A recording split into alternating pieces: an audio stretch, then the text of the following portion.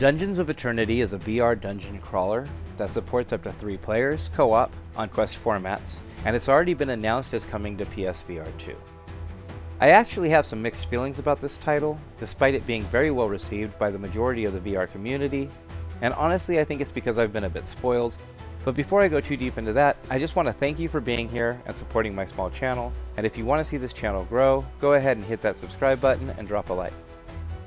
Dungeons of Eternity is a fantasy role-playing game, but with a weird science fiction backstory about planetary travels called the Star Guilds trying to save their home planet Legana from the supernova of a nearby star.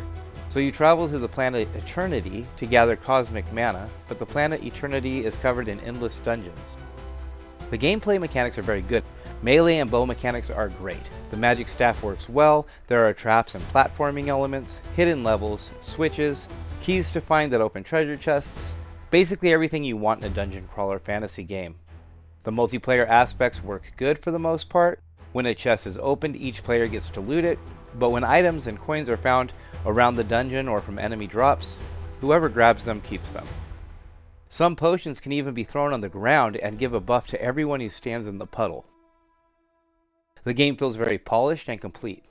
Graphics are solid. Game balance is a bit weird though, when there is a large gap in player levels. I played with Gotcha VR, who is level 31, and I started at level 1, or whatever level I was when I finished the tutorial. He was one-shotting enemies while it took me many attacks to kill an enemy, and they were basically able to kill me in a couple hits.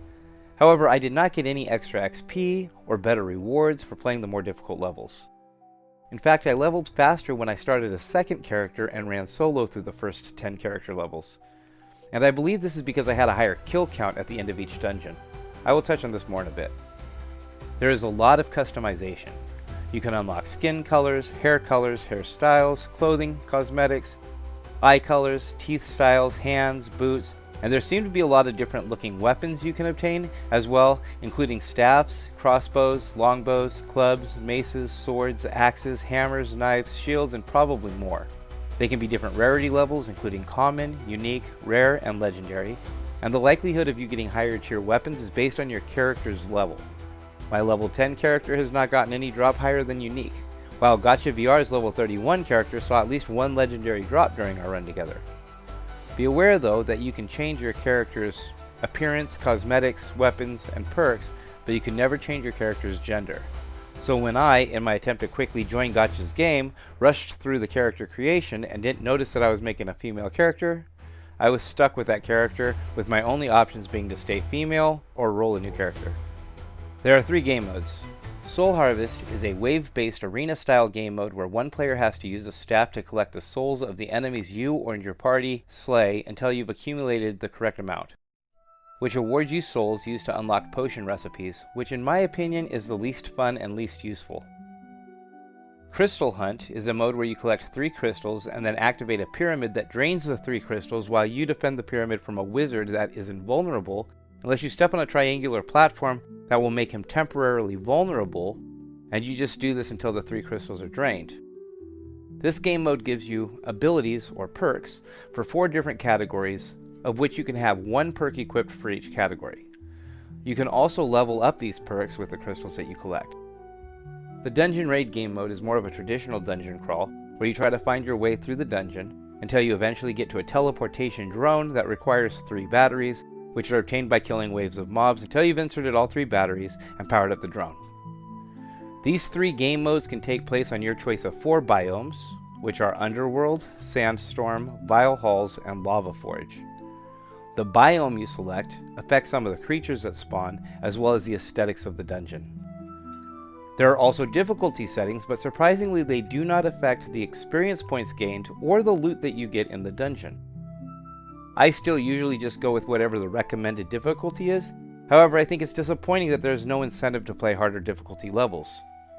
In fact, I feel like incentives are a huge problem with this game overall. This game does have B-haptic support, and will probably get B-haptic support on PSVR 2 when it comes to that platform as well.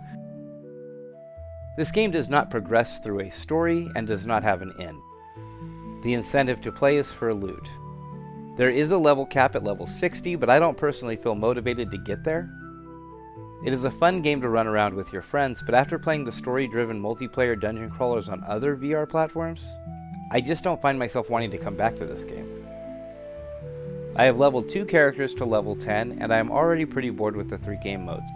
I'm not really struggling much to succeed in any of the game modes on the recommended level, and higher levels don't offer experience or higher tiered loot, so why bother with them? Procedurally generated dungeons means that you don't always know where to go, and that you do really have to explore every nook and cranny to get the maximum reward. But to what end? I'm level 10 on my highest level character, and I'm already done. Crystal Hunt and Dungeon Raid modes will give me better gear and more money, but I don't really feel the urge to replay those modes now, let alone when I'm max level.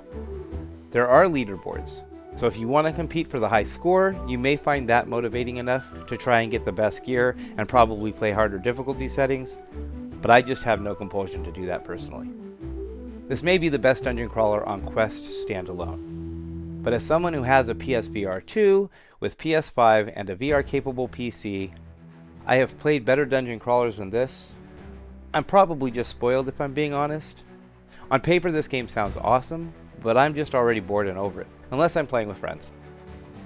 Maybe if there were a few world bosses that you had to fight for chances at some incredible legendary loot that required you to clear all the areas in a biome before it resets or something, and required you to be max level, it would make it feel like there was some level of progression or at least something to work towards and party up for. But for me, this game is something that is fun to play for a few hours with a buddy or two at best. I know a lot of people won't agree with me on this one, so please share your opinions in the comments. I'm not trying to dump on this game or deter the people who would enjoy it from buying it, so if you disagree, please let my viewers know by telling them so below. Hey, maybe you can even make me see it in a different light. Don't forget to like and subscribe. Also, if you haven't already, you ought to check out Gotcha VR's channel. I'll link it here and in the video details. Until then, guys, thank you for watching, and game on.